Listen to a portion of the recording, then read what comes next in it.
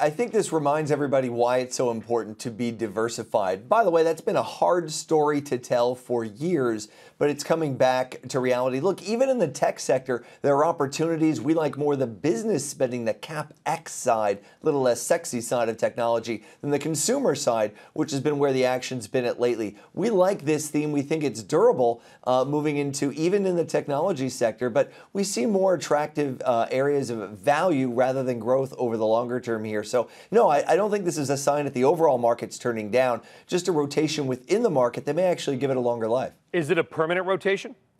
It might be. If we take a look over the longer term, we are at a position between, let's say, tech or and financials or growth and value where we've seen extremes in the past. We've seen a reversal between leadership by tech and growth stocks and a shift to value. And I'm not talking about over 6 months. I'm talking about over 6, 7, 8, 9 years. We've hit that point again. It's hard to pinpoint that to a day, but we may be now seeing that transition. I think you're answering a very important question here, Jeff, which is, and I guarantee you, a lot of our viewers are sitting there going, hey, a Facebook's a buy. It's dropped. It means it's cheaper. The valuations come down.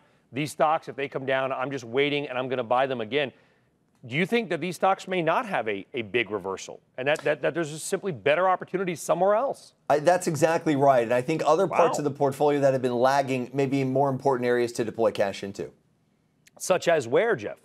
Well, you take a look around. Again, I think value parts of the market, financials have been lagging. I think that's an area to come back. We're talking about global central banks this week as they begin to raise rates and have an effect really across the world, not just the Fed. We heard from the Bank of Japan this morning. We're probably going to get a rate hike from the Bank of England above 50 basis points for a policy rate for the first time in nearly a decade. This is helping the financials.